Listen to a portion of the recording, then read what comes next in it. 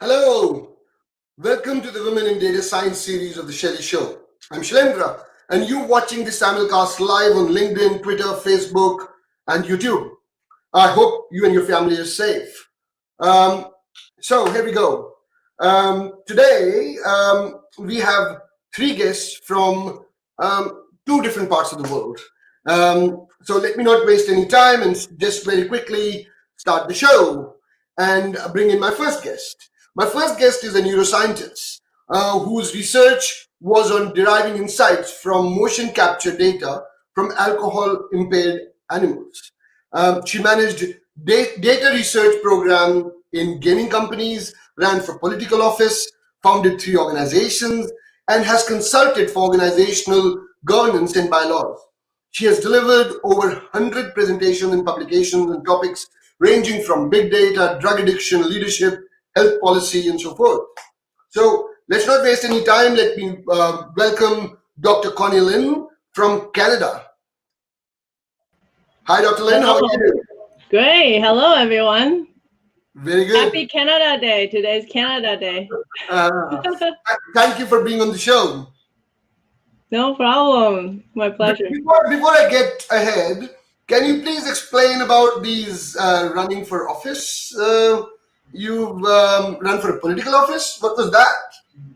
Oh yeah. So so Canada divided into provinces. I know you guys in Australia probably similar system as well. I ran for political office for member of Legislative Assembly. So it's a provincial political representative of the people. Okay, brilliant. Good stuff. So let me bring in my other two guests as well. My other two guests are from Australia. So we have three people from Australia.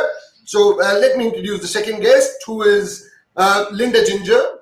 She's a market strategist whose interest in data science began when she was introduced to an ongoing data science research project, which was started by Intel and Harvard Business School in 2006, that aimed to better predict whether a new product or business startup will survive or die.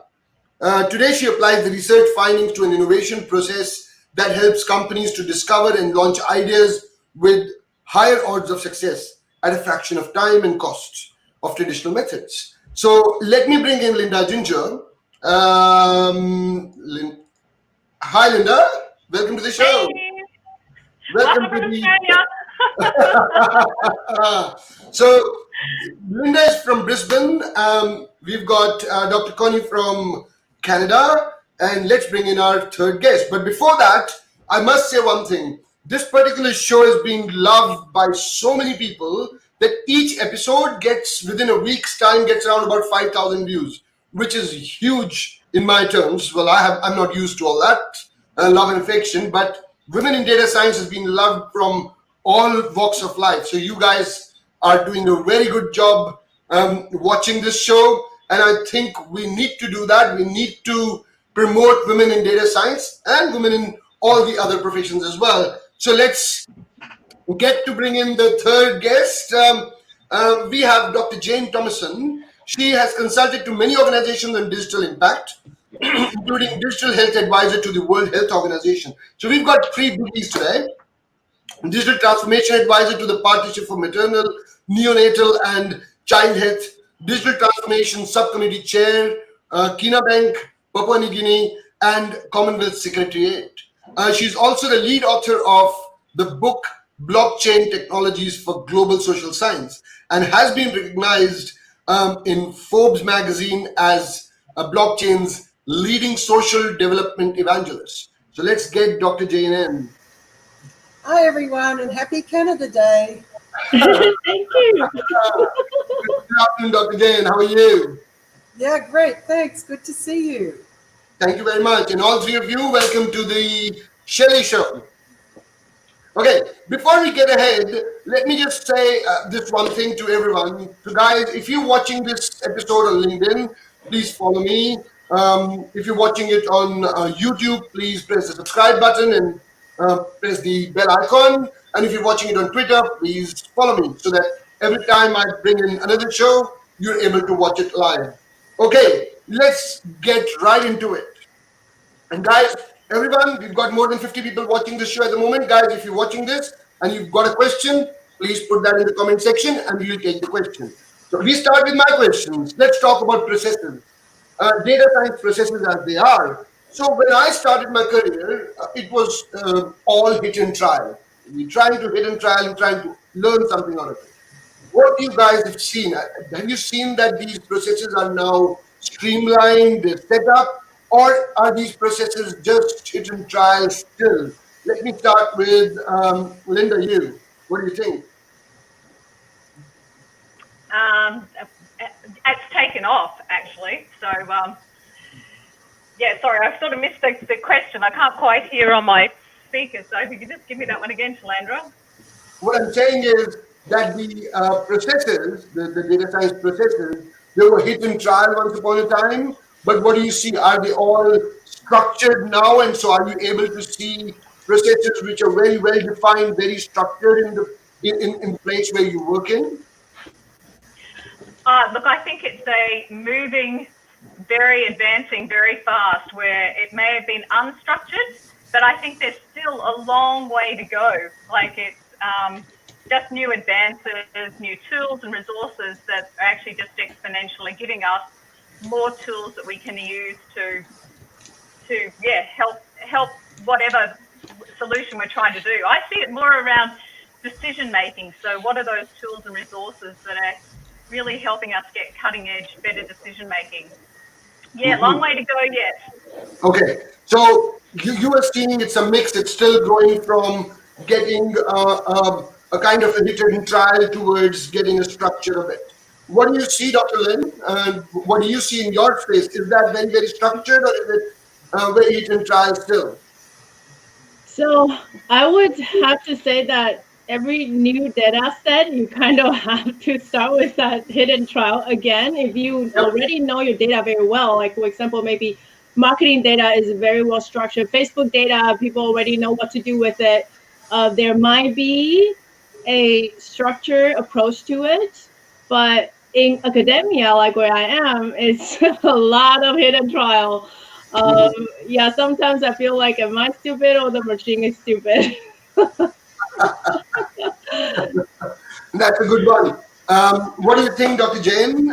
Is it you still Well, I seeing want to take it structure? a little bit differently because at one time around 2010 to 2013, I used to work globally with statisticians. Okay. And at that time, we didn't talk about data science. In fact, I don't think I had even ever heard the term. And plus, statisticians weren't that sexy a crowd, you know, kind of boring and a bit serious. And they looked at numbers and they never looked at you. So, you know, I think what we've seen is a real trajectory since then with the introduction of these new methods and approaches and AI and other technologies coming to the forefront.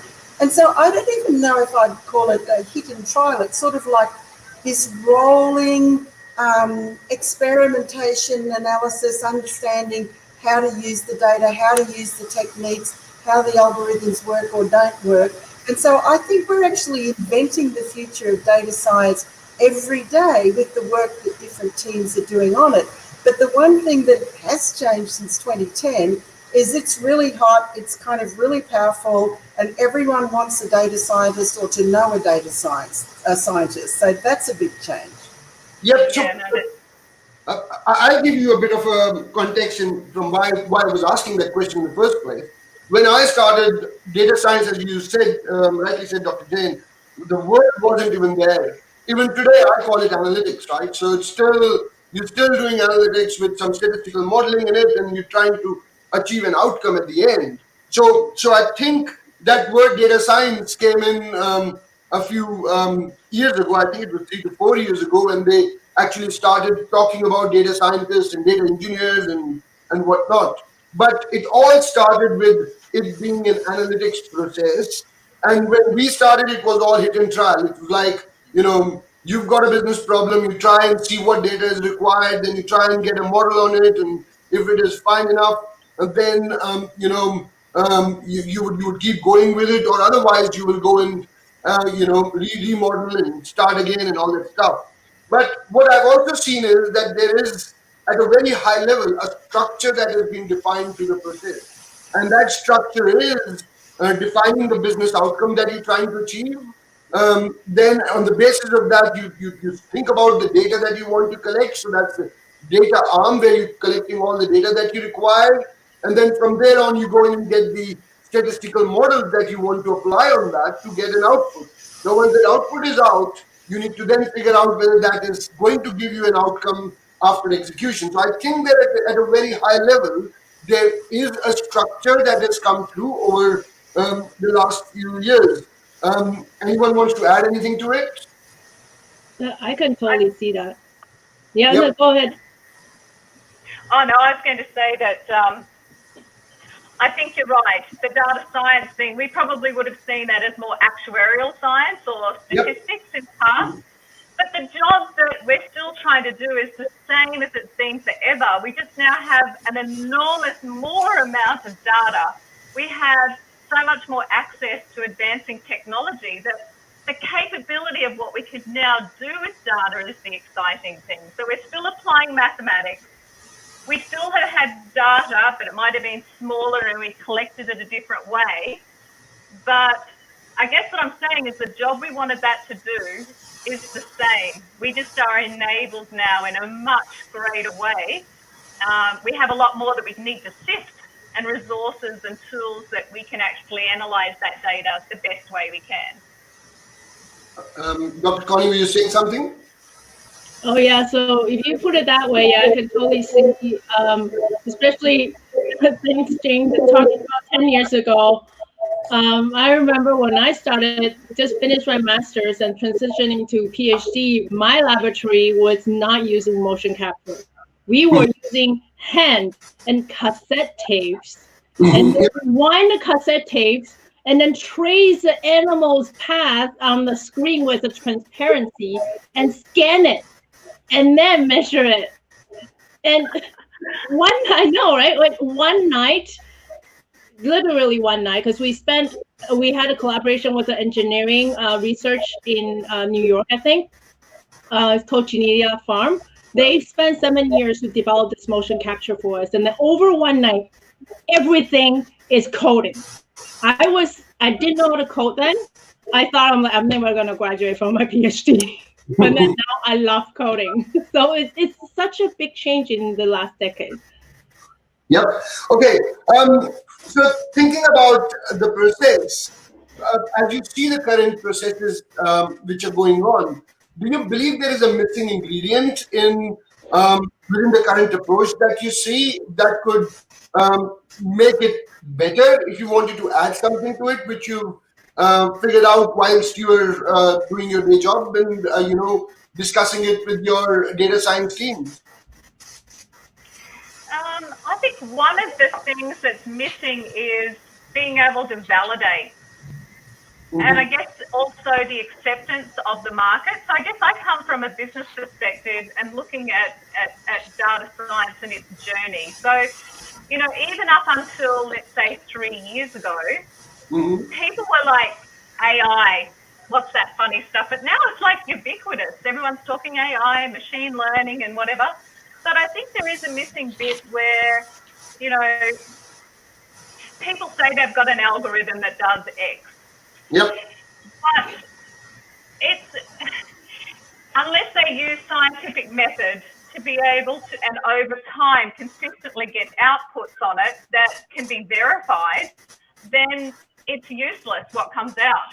So I think there needs to be more accountability around what people are creating. And You're absolutely right. The accountability quotient is absolutely missing because people are getting in and doing stuff, but what value that is bringing is questionable. Dr. Jain, you were adding something to it? Yeah, I would support the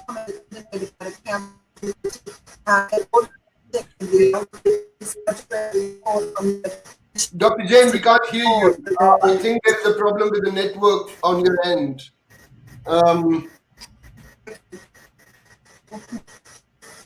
Just talk.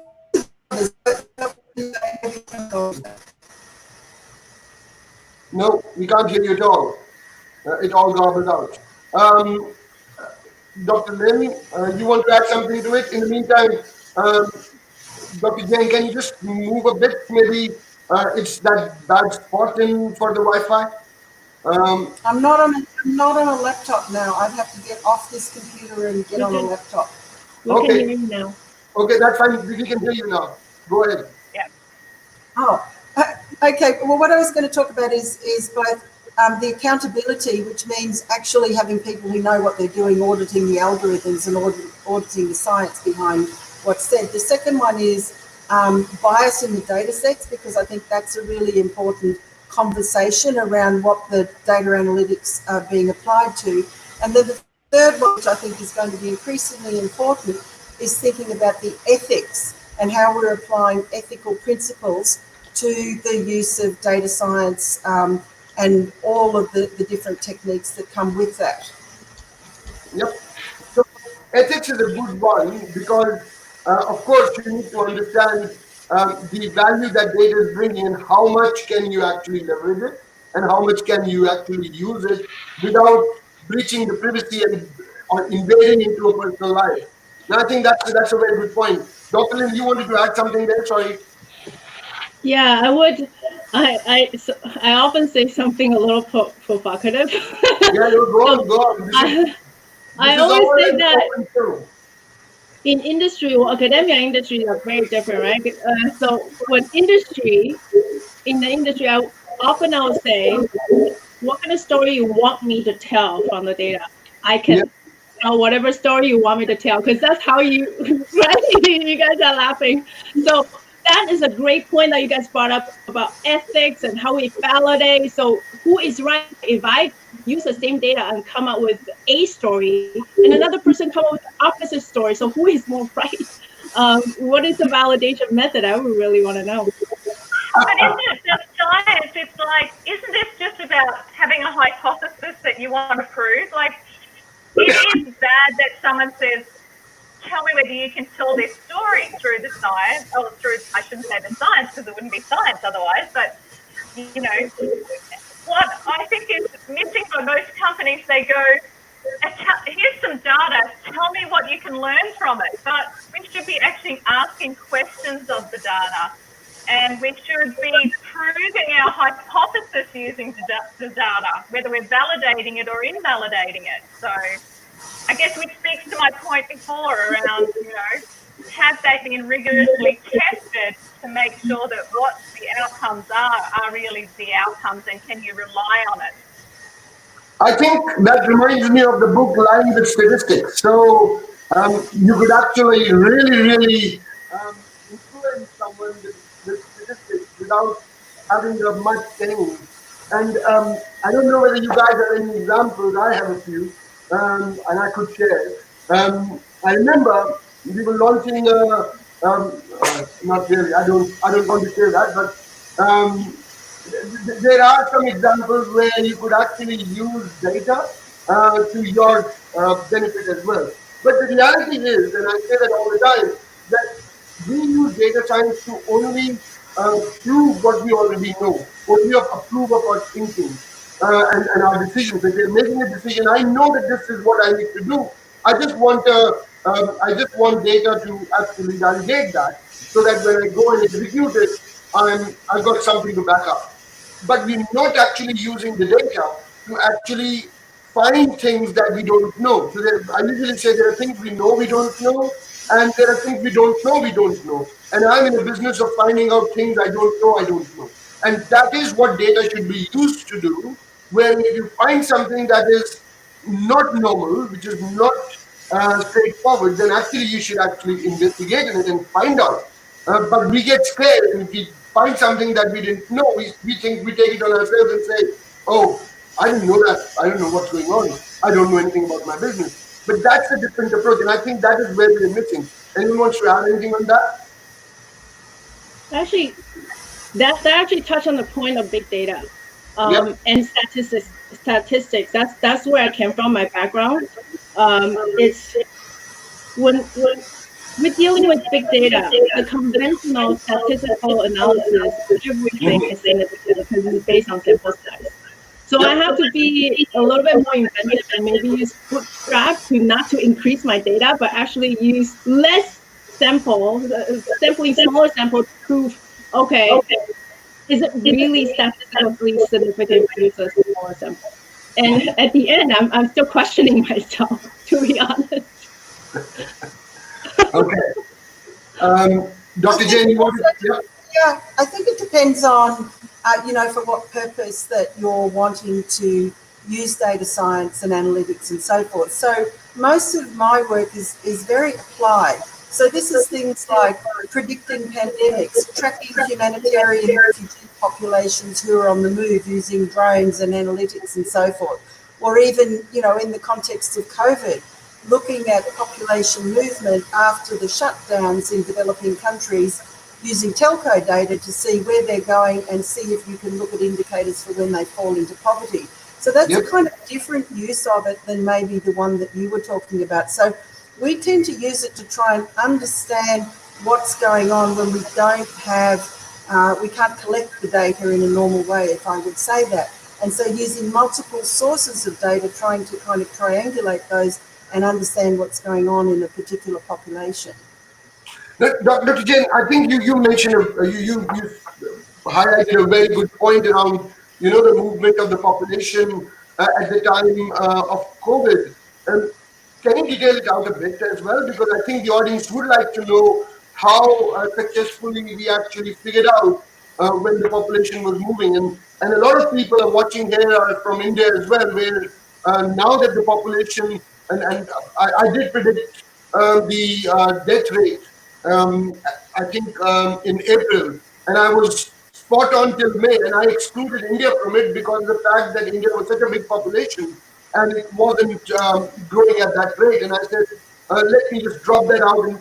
And on excluding India, I was right on target. But now that India is, the rate is growing significantly high, maybe someone may learn from what you did. So possibly it would be a good idea if you could explain how that worked. So I mean, I'll explain what we're looking at with the government of Indonesia. We can't tell you what's worked because it's now.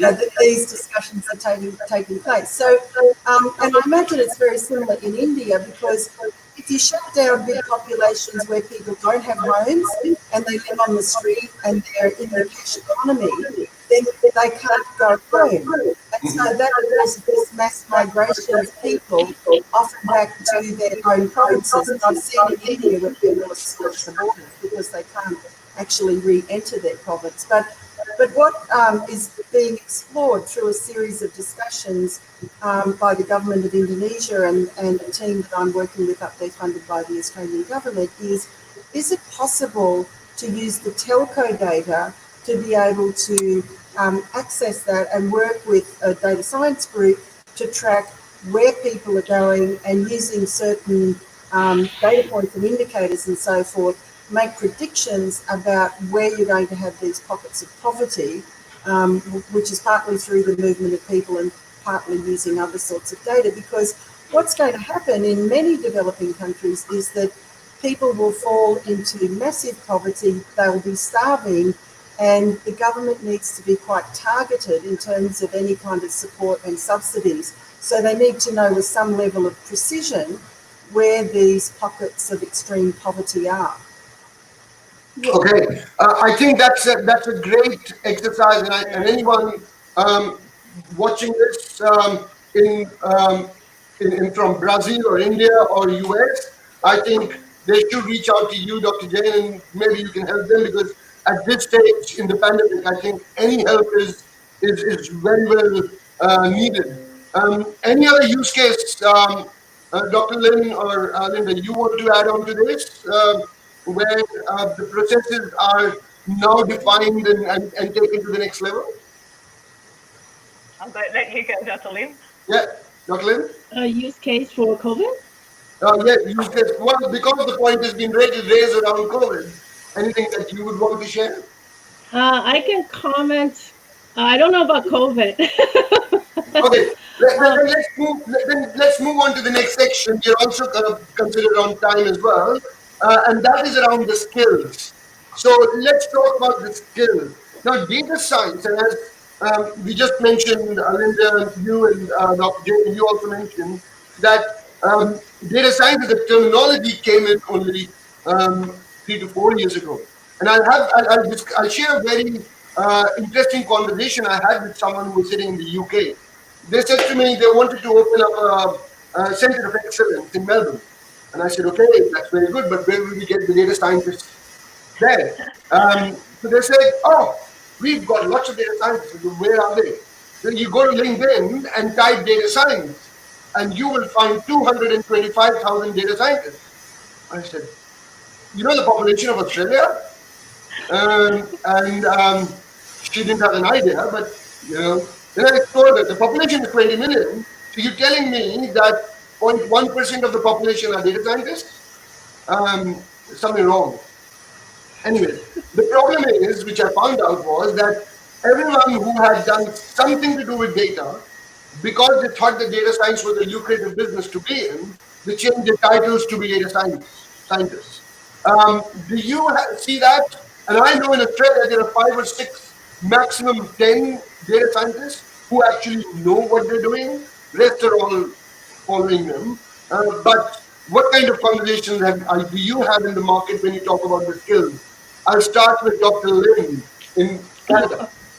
Yes, thank you for letting me go first because I know the other two ladies will have a lot better answers. So for me, well, you can see me as a more early career person. So in my perspective, what I see is communication, empathy, and continuous learning for earlier career. Thank you for nodding. Communication, I think really you can be as technically excellent as you want to be, but if you cannot talk about what you found with the executive who are making a decision, you're not really doing any value. Yep. Empathy is a little bit connected to if you don't understand what your customer, your audience wants, who are the executive making the decision, or maybe the population who are reading your COVID-19 visualization. If you don't understand where they're coming from, you cannot produce the thing that they can digest. And continuous learning, oh my God, this field is new and new things come out all the time. If you don't continue to learn, if you don't like learning, don't be in it. Okay. Yeah. Linda, what do you say? Oh, so I think there's actually a continuum. So it's like I was brought up in marketing, and we would have people that are called marketing, that might be a graphic designer down here or a strategic marketer up here. It's like there's an analyst, and then there's the skills that might be into predictive or prescriptive analytics that I truly think are probably more in the space of data science area. I think there's been a huge shortage. Interesting in Australia, and you probably know this too, Shalandra, is that, well, actually, I'll give an example. So our chairman, Thomason from Growth Science, came to Australia, and part of his visa was to support some education. And we thought, what a great idea that we will put that money to supporting a data science class at university. So we tried to find a university that had data science. Now this was 4 years ago. There was none. And when we asked the universities, when are you thinking about putting, a data science course on? They went, well, it's in play, and we're putting the curriculum together, and we expect that probably in 3 years there will be something, which is way, way too long for us. And then Ernst & Young, I was talking to Ernst & Young, and they were building quite a huge database. And they were wanting to get some data scientists out of Europe. They were looking for supporting an undergraduate course. They went to all of the universities in the UK. 0 were running a data science curriculum. And the same thing, it'll take us 3 years to get there. So they found a private university that they supported, and it was up and going in 6 months. I mean, I know people that are doing courses on Coursera. Now, I'm not saying that that's not in universities now, but I think there has been we've had, obviously statistics, etc. like that, but there is a shortage for those that are sort of at the top end of where I talked about at the end of the skill set. So I think ladies, women, I'm not a data scientist. I'm the first to say that, but I use data science. I'm passionate about it as a business that's using it. But, you know, there is a huge opportunity for women to join the data science field. Okay. Dr. Jane, what do you think? Well, so first of all, I really agree with what Connie said in terms of those skills that you'd be looking for. You know, I've tried to assemble over the last few years data science teams for programs that I'm working on in Indonesia and Papua New Guinea. And the first thing is, no one can really tell me what a data scientist is, because we're sort of talking as if we know what one is. And I can tell you, I don't have a clue. And some of what you said, you know, a guy who was a quantitative epidemiologist, he said, I'm calling myself a data scientist now because it just sounds better. But you know, my observation is they come from many different backgrounds. So it could be programming, statistician, mathematics, and so forth. And the continuous learning is really important. The other thing that I think is really important that you spoke about too, Connie, is like the ability to connect with the real world problem that your client you're working with, and then be able to interpret for the people who know what their problem is, how a range of different data science techniques and methodologies might be able to shed some light or help them understand how to better solve that problem. So communication, data visualization is hugely important, because all of these vast unstructured data sets are no use to anyone. And then I think too, storytelling, which is probably a big ask, because a lot of the people who go into statistics and data, that's not their skill. And so that's where I would say you need a team to be working together to be able to make this real. But finally, you know, I think, Linda, to your point, increasingly what we're seeing is that people don't have to do a full university degree to have the skills to be able to do different aspects of this work. And I saw something amazing this week. 2 kids from Pakistan who've never been to university have built an app around COVID. I've been doing quite a lot of work on COVID, and it's super impressive, and they just learned everything on the internet. And increasingly, software companies are running programs on the internet to teach people how to code, using gamification to teach them the techniques. So I think we're going to see, you know, a proliferation of highly specific skills that we might have one day described as, you know, a suite of things that a data scientist could do, where people can just do 1 or 2 or 3 skills. And Connie, to your point, continuous learning, they keep on developing new skills as people develop new techniques. And I think the universities, to your point again, Linda, are struggling to keep up. You can't do a curriculum and wait 3 years to train what you need. Yeah, it's true. I think, you know, it's sad because I think there's 3 skills that have been shown that aren't coming through in our, like, secondary education, etc. is critical thinking, problem solving, and communication skills to your storytelling, which I think are some of the finest ingredients for what a data scientist needs going, you know, to be a great data scientist. But I think your point is really important, because it's not just what a data scientist will need, because we're moving into this digital world where machines are going to do a lot of the basic stuff that we used to have to do, the repetitive stuff. And so those higher order skills around critical thinking and having empathy and all of those things are going to be the things that people need to do to work with what the machines are producing. Exactly right, yeah. So, to 2 points to that. One is, yes, my understanding of data scientists is maybe different to others. But what I think is that you cannot have one person with all the 3 or 4 skills that is required to be a true data scientist. And I have had that so many times that a statistician will not be a good IT person to bring data from all different sources together very quickly. He may be able to do that, but not very quickly. And at the time when you need an optimization aspect, time is critical. Then Similarly, the statistician or a data engineer, a guy who's bringing it all together, is not a very good presenter. He may not be able to provide that insight so likely to. I tell you a session 10 years ago, I was at one of the largest retailers in Australia. You can, you would know, but one of my guys, I was on holidays, came back, and he booked a 2-hour meeting with the business to talk, to take them through what he'd find. That meeting lasted 5 minutes.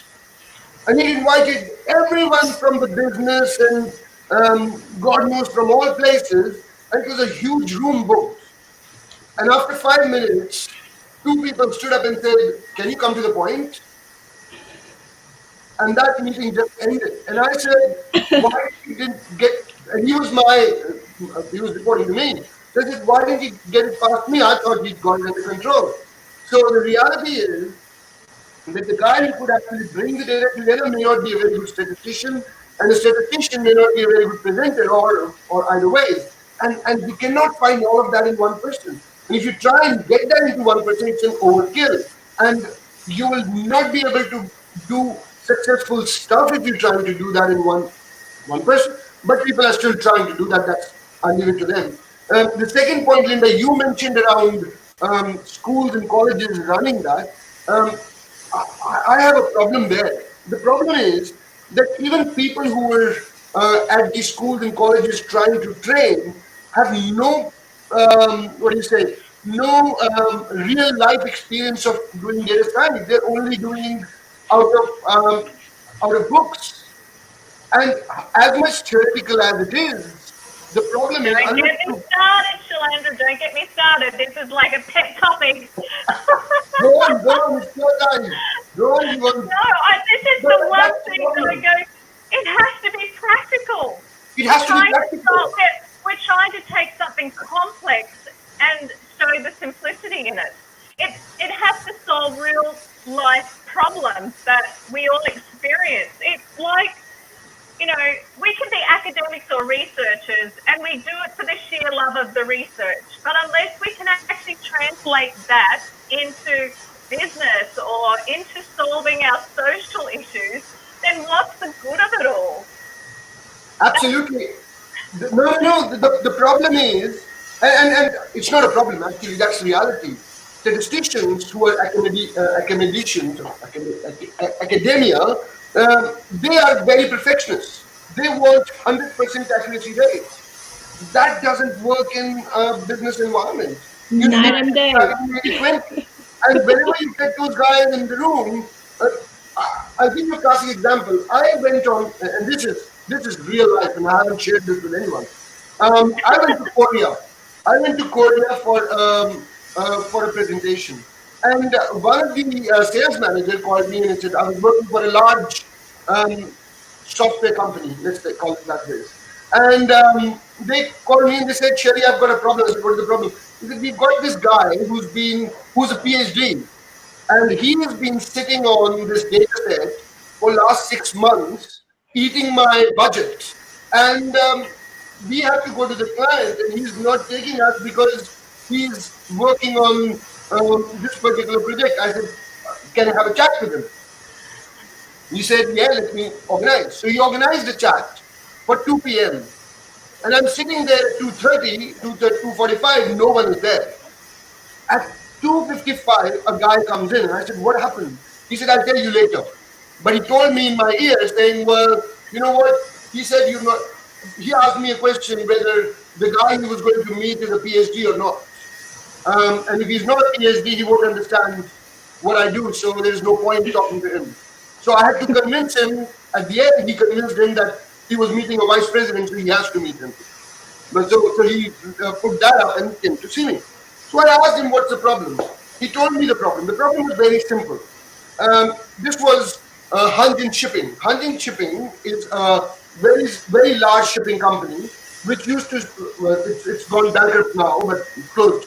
But in those days, they used to sell ships from Korea to US, from US to back. And they used to carry containers, those large containers. Now the problem was they didn't know whether the number of containers that are going there, will the ship come back fully loaded or will it come back empty? So they wanted to predict that. And they had data for each week they used to send those ships. So they had data by week for 52, like 3 years. So multiply 52 by 3, 106, 108 rows.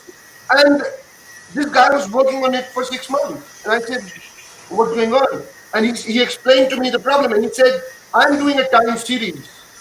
I said, okay, so where is the problem?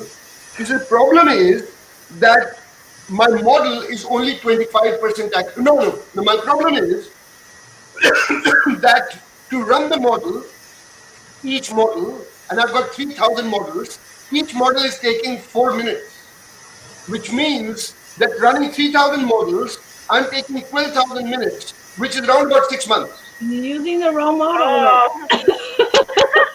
No, but what? No, it's a better prediction model, but it isn't applicable to industry. No. We need to answer fast, right? Exactly. So I asked him a different question. I said, so tell me, if I had a magic wand and I said, okay, this model will run in under a second, will you be able to share it with the client? He said, no, the model is only 25% accurate. Well, I can totally see it because I'm split between academia and industry.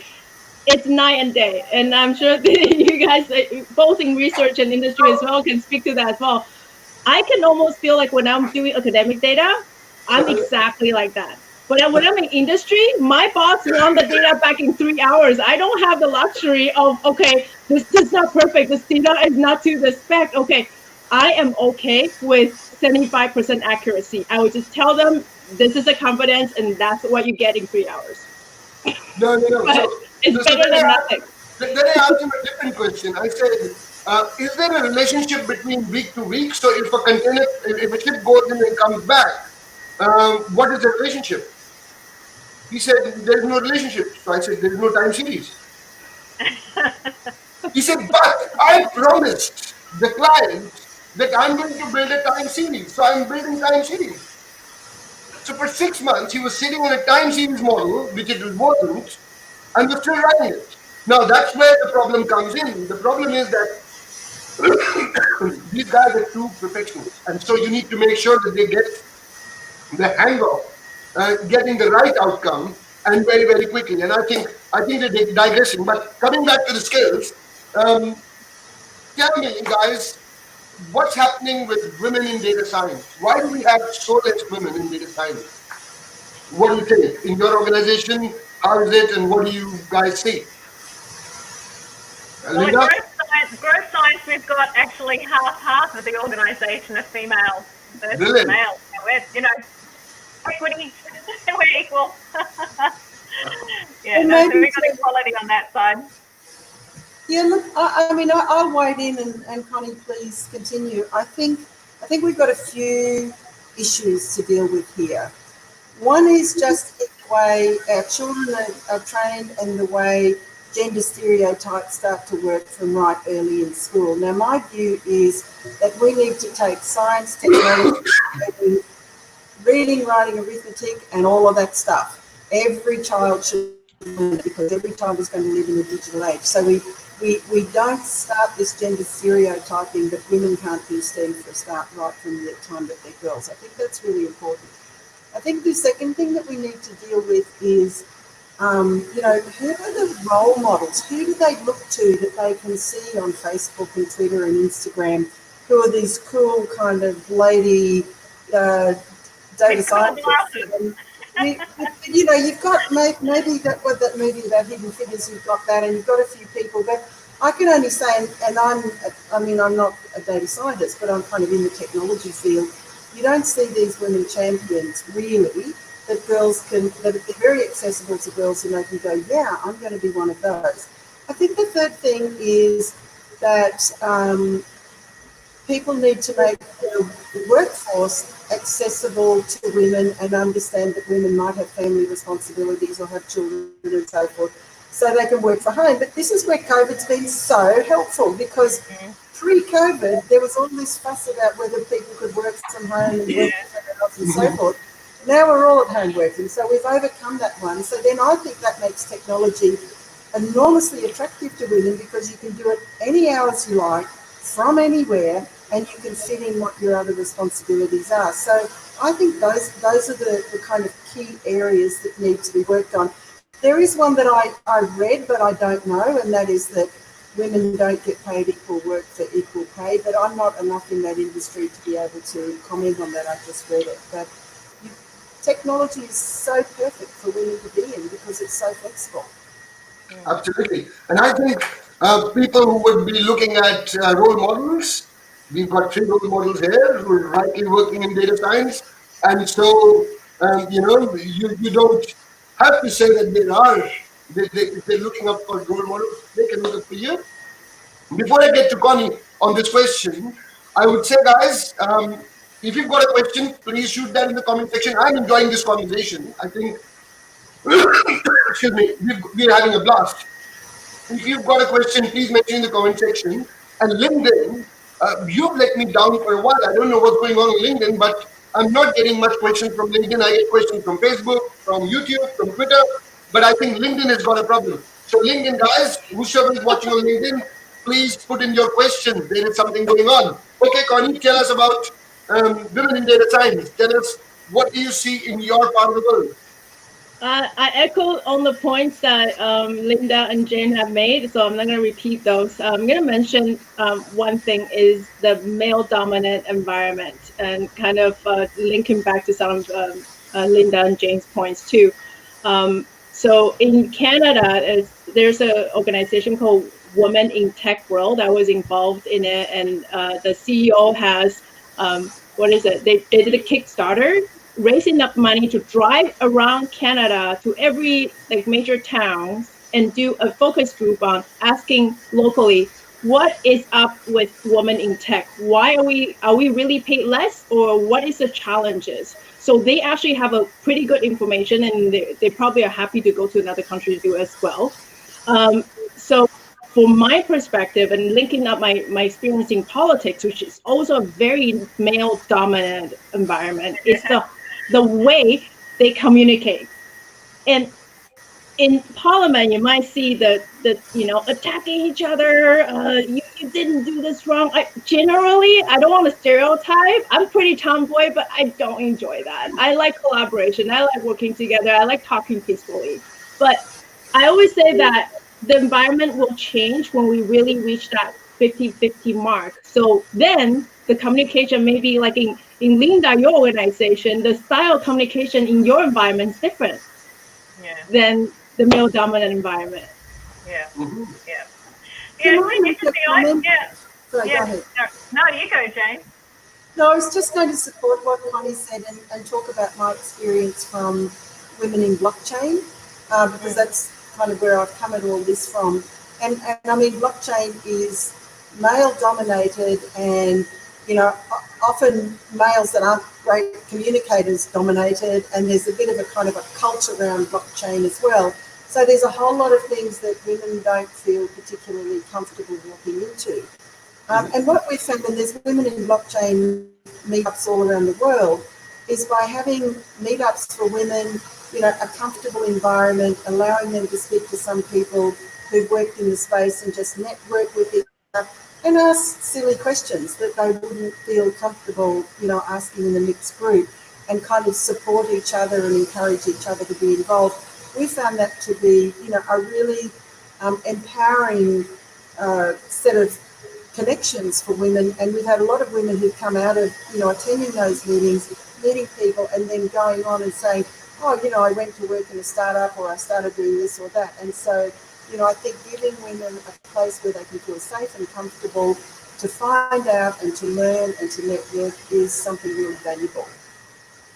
Mm-hmm. Linda? Oh, no, I was just going to say that, and I completely agree with you, Dr. Jane and Dr. Connie. It's interesting, though. I think women have to step up as well and be more confident. I've been very fortunate in my career that I've had, and I look back and I go, my God, I was in male-dominated industries, and I didn't recognize it at the time. But I had very supportive male mentors and colleagues who made sure that I was advancing, etc. It's only now I look back and go, how come I was the only woman in the room? But I just felt like I was one of a team just trying to solve a problem. I didn't see the lens of male or female. So and other thing is, I declare I haven't got children, and I think this is where women lose that transitory passage, whereby when they have children, they're off work for a time being, and it's hard to get that momentum to come back in again, and they lose confidence. So I do think there is a role women should take around, having that confidence to step forward. They're no less. They can actually, if you look at all the statistics around our capabilities as females, we're knocking the boys out of the park when it comes to science. So it's true. So yes, I think we've got a role to play as well, but I do acknowledge exactly what you're saying. Good stuff. I really love that 2 points of the male champions as one of the things that's being identified in Women in Tech research, that we cannot underestimate the male champions for us. Let's not be the anti-male. That doesn't help us at all. And secondly, we don't want to stand right? as well. Yeah. And secondly, somebody has to start it. Like Linda started it, Jane started it. Somebody has to stand up and be the frontline person for the rest of the women, right? Yeah. Come on, ladies, let's. So what I suggest you do is, in my contribution to doing this, it would be so helpful if you could mention 3 names of 3 data science leaders who I can bring to the show and showcase to the world. This is how you came in, because someone mentioned your name and your head. So it'll be great if you could mention their name on in the comment section or LinkedIn or YouTube, wherever, and I will pick them up and will reach out to them and bring them here. So this is the 7th episode. So I've already got 21 ladies from around the world. You are 19, 20, 21, and every fortnight I have this, and I run this to give my contribution to the Women in Data Science story. Okay, one thing I must say, Linda, when you said 50-50 in your organization, where the women and males are 50-50, do you see a difference in the approach of how a male approaches a problem and a female approaches a problem, or is that's not much different? I think it's not much different to what you'd experience elsewhere. I mean, I think women have a more creative way of looking at things, whereas men are probably more tunnel vision. This is like no science behind what I'm saying here, just an observation. But I think the problem solving of women sometimes shines through.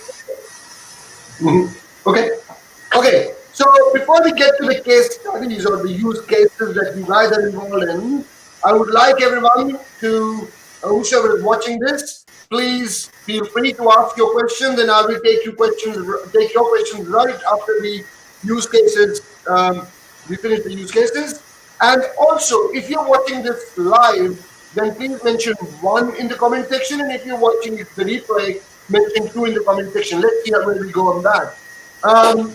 On the success story, so is there one success story or use case that either you were involved in or you've seen that has just blown away your mind, and you thought this is what data science should be doing? And as you know, the reason I asked this, or the reason behind this section, was that when I was growing up and I was driving all of that storyline, I found out that there was one story that made data mining a hit, and that was the beer and the nappy story.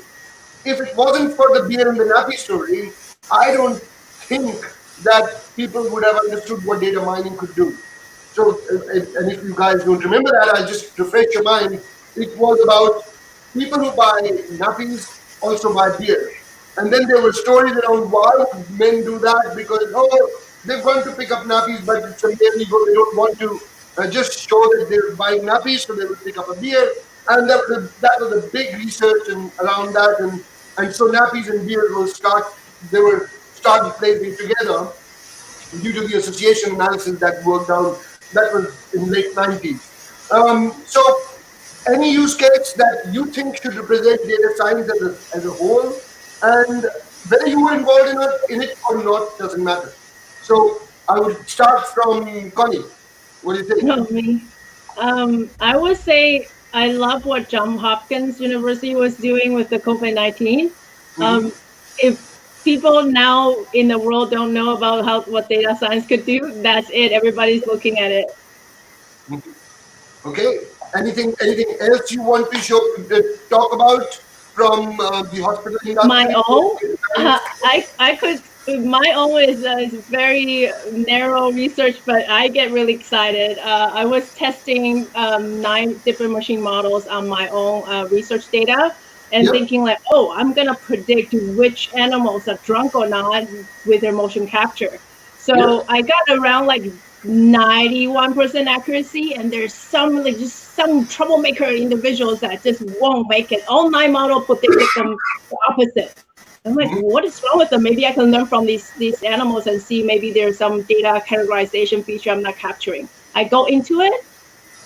They were labeled wrong by human. Machine learning were right. They caused a mistake. I was so excited. I emailed my professor like 10 p.m. and the title was "Holy crap." Yeah, it was exciting. So maybe who was labeling them was drunk.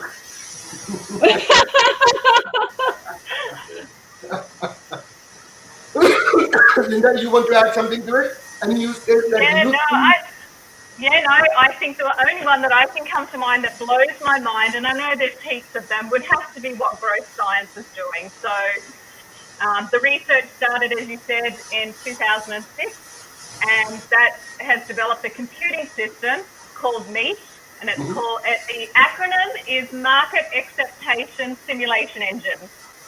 And I don't know whether you're aware, but startups and new products fail at rates of 85 to 95%. So being able to solve this one problem would be just awesome. Save the world trillions of dollars. So since the work that's being done with growth science, we're able to better predict before we start spending money about how we might guide the successful outcome of new inventions, innovations, technologies, business models, mergers and acquisitions. And so the science is really proving that we're getting a consistent delivery on that. It's not perfect, but the average is around 76% accuracy with a more than a 95% statistical accuracy platform. So yeah, no, that excites me, and I'm able to apply that to, so this science has only been really available to corporates, Fortune 500s around the world. But now we're able to bring that science to everyday businesses where it really matters. So in Australia, our small business community employs 47% of Australia's employees and contributes 35% of GDP. So being able to help them have sustainable long-term growth prospects that can actually add to the economy is a really fantastic passion that I have, and thoroughly enjoying that data science could actually solve this problem. So that's my blow my mind away sort of outcome. Okay. Jane? Well, mine are a bit more pedestrian, but I do agree with Connie. You know, what Johns Hopkins has done with their COVID app is probably one of the most powerful manifestations of what data science can do. I mean, a lot of the work that I've been involved in has been, again, in, you know, lower income countries who don't have full internet penetration. So a lot of things is data coming from mobile phones and so forth. And so, I mean, one of the things that we were involved in working on was using mobile phones and gamification to look at how heads of villages in Indonesia were spending social transfers that had been made by the government under something called the village law. And they would play a game which would help you understand how they were making decisions, what they knew, in fact, about the relevant regulations and so forth, and gathering from about 7,000 different village heads, what they were doing and what they knew, and therefore curating the education for them in the areas that they had gaps so that they were able to make better decisions about the expenditure of this money. So it's in those kinds of areas and insights into, again, poverty by using data science to connect previously unconnected data sets that were sitting in different parts of government and, being able to find relationships that no one knew had existed. So it wasn't mind-blowing, and it was actually, real pick and shovel work to some extent, getting these data sets to be able to speak to each other, but really powerful once that work had been done. And then you're able to use data visualization to show people, so you're not showing columns and graphs and stuff, you're showing them much more powerful ways of understanding what this complex data is telling you, and therefore how that applies to a policy question, for example. Okay.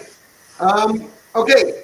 So those were the use cases, and John Hopkins definitely comes glaring at that. One question, and we can't get away with that. If you were to use your minds and think about data science, and if you had given that opportunity, where do you think data science could have helped COVID-19, or can help COVID-19 even today? So I think, and I'm putting you on the spot because, Neil, we didn't talk about that also. Be a To bit predict the creative. next pandemic. The data scientists should have predicted this pandemic, and they did it. It's amazing what they did after it. So we need to continue to be monitoring what's going on all around the world, and we need to be ready to predict the next one. The second one is in these supply chain breakdowns and the lack of where is it, and making sure that it's actually verified quickly, because you had a lot of fake equipment that came onto the market. The third one is like tracking people who have the disease and contact tracing. That's an area where clearly data analytics and data science is really important. And also in creating the sort of interoperability between the different data sets as people are trying to understand the disease better, because this is a disease we've never seen before, and so people are building these data sets and starting to have a look at them and and telling the story back to people. People still don't know what it is that's supposed to be doing. Our crazy governments aren't helping there all around the world. So I think there's just massive ways in which this can help and can help in the future. And one of the things that I've seen is an absolute acceleration of digital innovation during the pandemic, and we need to learn from that and leverage it so that we can, make it even more powerful, hopefully, when this finishes. Yep. I totally agree with you on the supply chain, and of course they should have predicted it in the first place. And if they didn't, then the supply chain should have been better, and of course the movement of people could have been a great way of identifying who's going where. But where do you see the privacy in all of this? Because of course, when you're identifying individuals moving around, some of my friends, my view on this: privacy is a myth. Anyways, that's a comment I make on stage most of the time. But Jane, when you're trying to identify individuals and their movements, you're breaching the privacy, So aren't you? I think there's two things that need to be said. One is that because everyone's feeling worried about the pandemic, that we're allowing governments to do a lot more surveillance than we previously would have been comfortable with. The question is, can you pull that back? That's my first point. The second point is we've been living in an era of surveillance capitalism anyway, when Facebook and Google and Amazon know your every move, they know what you purchase, they know where you go, they know who you hang out with. So we've kind of given away that privacy without really knowing it, and I don't know if people understand that. But the third point, I feel it would be wrong of me not to at least put in a plug for blockchain, where blockchain-enabled identities can allow you to provide information, but still remain pseudo-anonymous. So I think you know, there are ways that people deal with it. And I think we are going to be in a hell of a mess when we come out of the pandemic because of the amount of surveillance that governments have now got involved in and the extent to which we've given up our privacy, because it's very hard to get it back once it's been taken away. So I'll leave it at that. Okay. Linda, do you have any idea? Well, I was going to just say, you know, they've already got the data.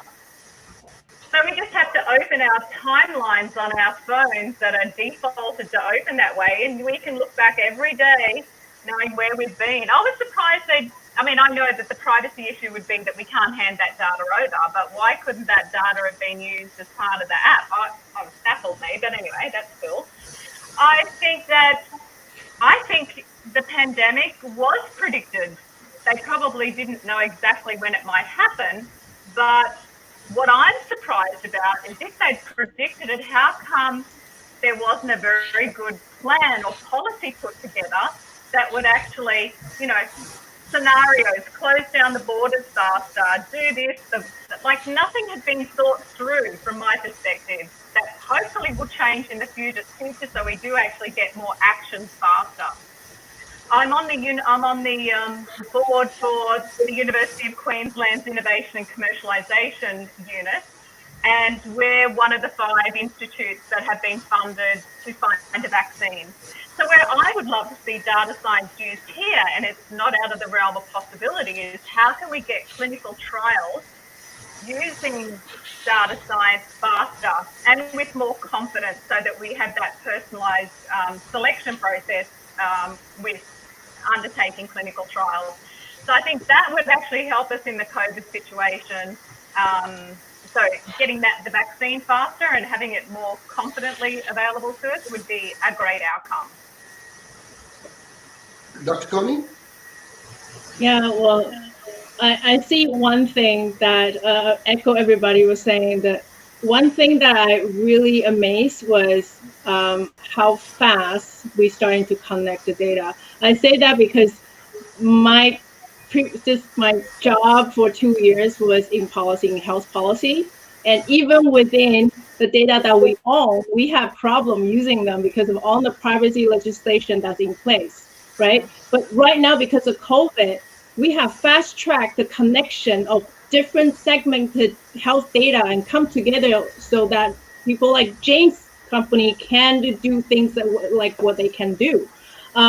And as we said, that the company have the data, but legislatively they cannot share the data. But maybe it's because we haven't figured out the privacy issue yet, and maybe Jane has just provided us with the answer of how we can solve the privacy issue so we can share and link the data safely.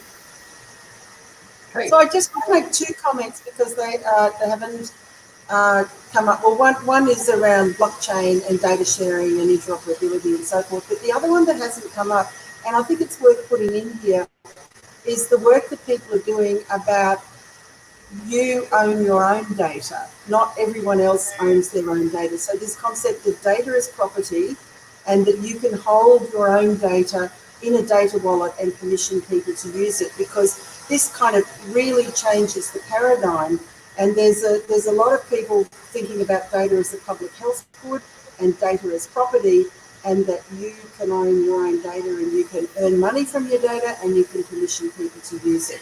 Yeah. Actually, to your point, Jane, I heard recently, must have been last year, that the value of everyone's data on the planet is about $140,000 US if you were to monetize it. $140,000 only. That's right. Let's buy it. That's for every person on the planet. But what are we getting for that? You know, if that's what the value is, then maybe we'll be going, hey, can you, yeah, look at me. People are working on that at the moment, even to the extent of you owning your own genomic data and being an investor in it and then selling it to people who are wanting to use your genomic data in clinical trials.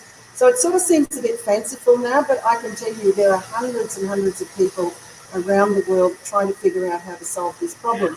But the problem with it came to me from Dr. Robert Laidlaw. We were doing a panel on health, And he was talking about the difficulty of deciding which bits you own. So he talked about a melanoma. So you're the patient, you've got the melanoma. You go to a doctor who says, that could be a melanoma, I'm going to refer you to a pathologist to cut it out.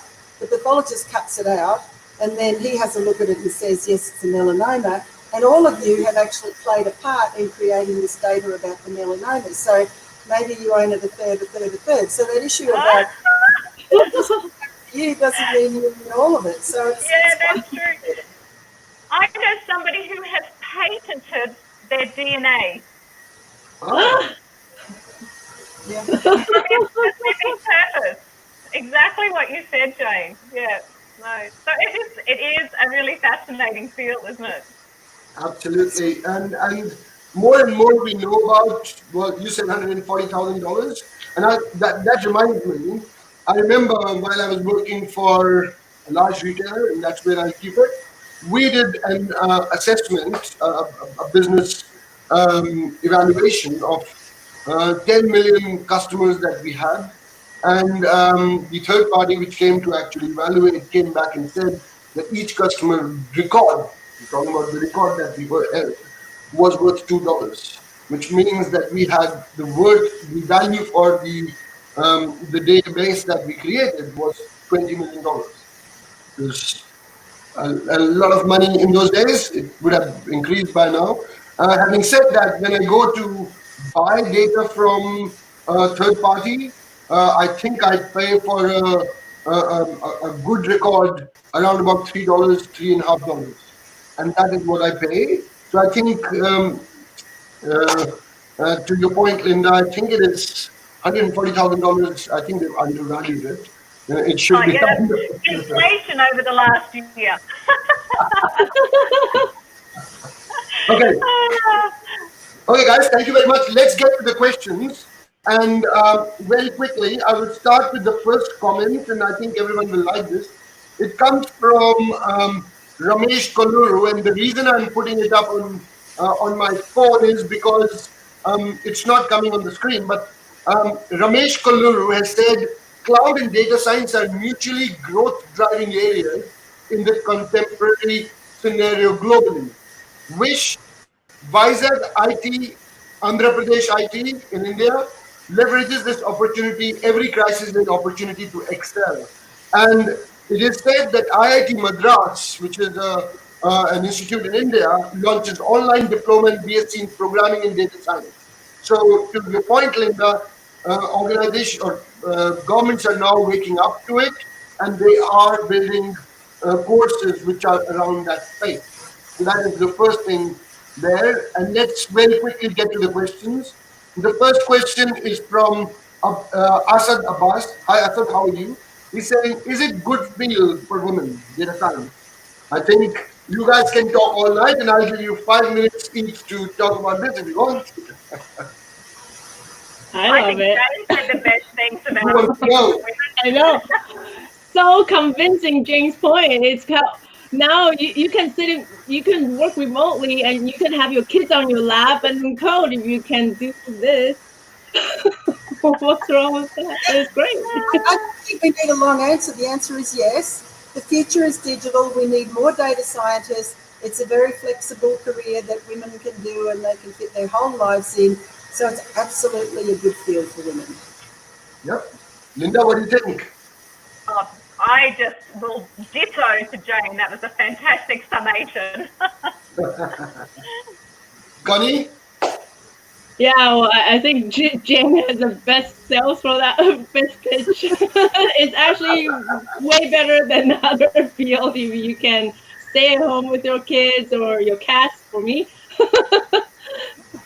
Okay. Next comment is from Saurabh Kumar. He says, great. Thank you, Saurabh. Hi, Saurabh. How are you? So, thumbs up for you girls. Good stuff. Saurabh also says hello to everyone. Hello, Saurabh. Shalini Babbar says interesting. Hi, Shalini. Pradeep Kumar Patel says hello, everyone. And so, Pradeep, how are you? Hello to you. And then there's a question on YouTube from Krishna Manilal. Hi Krishna, how are you? And he says, along with accountability, explainability about decisions made by machine learning models need to be talked about too. So guys, your comments on this?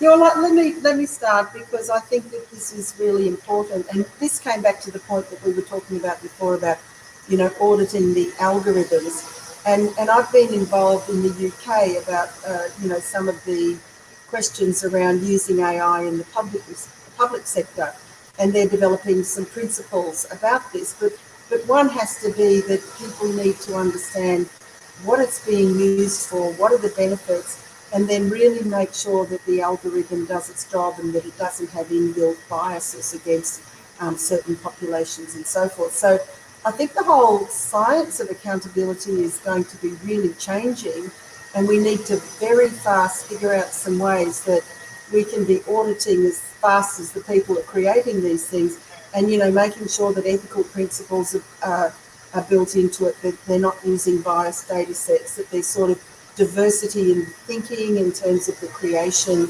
of these machine learning models and so forth. So I think there's just a huge field of science to be developed, which is how you can create public accountability about these things. Linda?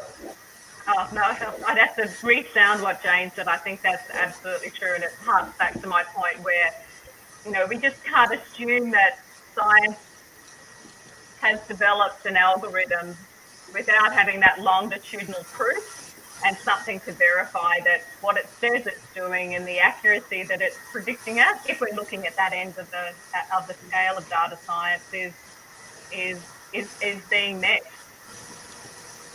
Okay, Connie? Yeah, so I will say that it's really also similar. This is not a problem for just data science. It's also a problem, I think, exists in clinical research as well and other research as well. So the drugs that we developed before, it's based on perhaps certain ethnicity, certain gender. And nowadays, we start to realize that, oh, this drug was researched mostly on men and doesn't really work for women. There's no evidence for it. And now we're shifting the paradigm of making sure that clinical trials have equal gender coverage. And I think data science is also going through that phase as well. But I think the cool thing about data science is easy to make sure the data is balanced. There's many different techniques to do that, but clinical trial is harder. I was going to say, can I just make a point here? And I think this comes back to consumers' understanding, is that there's a lot of correlation. What people need to understand, correlation is not causation. So, Yes. No, I'm definitely. studying causation and correlation now, I'm not sure. That should have that as the slogan. Yeah, that's right. We have a lot of problem with fake news, but I think we have a lot of problem with fake science in technology. Yeah, I guess that's the point I'm exactly saying, Jane. To your point, Linda, I'll give you an example. So it's a very simple data problem, right? So if you look at it, from the year 1900 to 2000, the temperature of the Earth has gone up, right?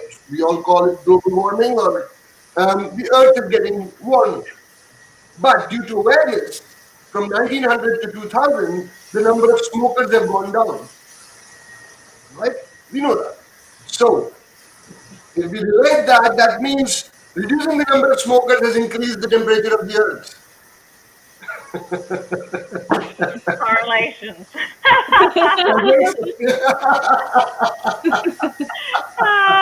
Dear.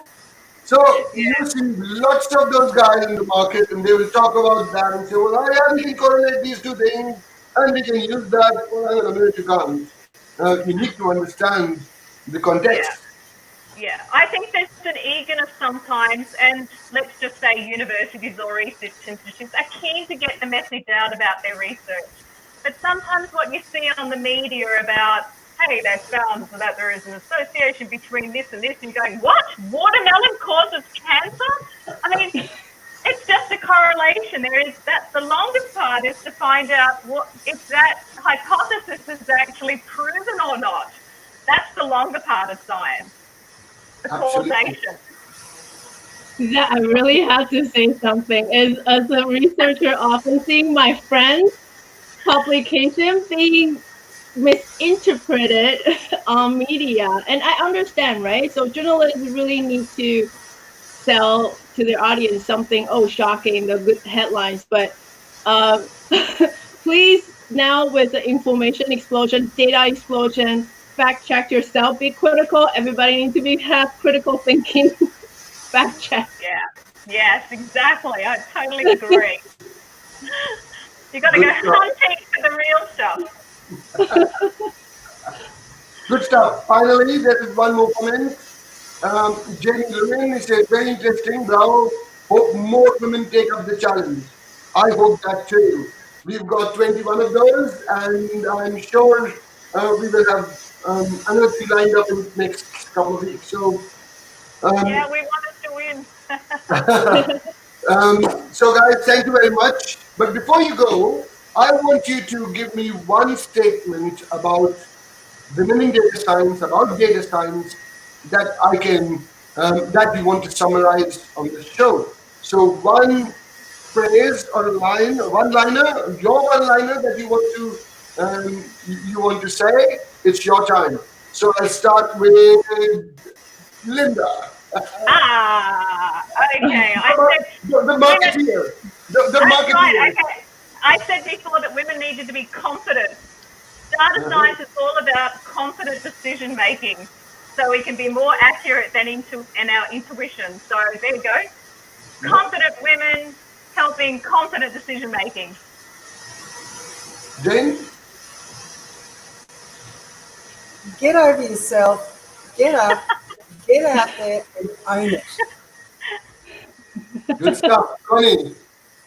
One-liner for women. I have my one-liner about the coding is when logic makes magic. And for me, that really inspires me. I don't know that inspires the rest of the women. Coding is when logic meets magic. Magic. Oh, brilliant. So guys, thank you very much. Thank you for your time. We had 1 hour. We spent 1.5 hours. Like we always do. It's such a nice conversation with you guys. It was fun on the show. I hope you enjoyed the show. Yeah. And thank you very much. Thank you, Shalandra. Fantastic. Thank you, listeners. Bye-bye. Thank you. Thanks. Goodbye. Thank you. Speak soon. Bye. Bye. So guys, those were the 3 leading ladies of data science from 2 different parts of the world, Canada and Australia. And I hope you enjoyed the show. I hope you learned a lot from these ladies. And if you like to watch such shows, please follow me on LinkedIn, on Twitter, and subscribe to the YouTube channel and press the bell icon so that the next time I'm on live on, you will get a message and an alert. So thank you very much, and I'll see you in less than a week. Bye now.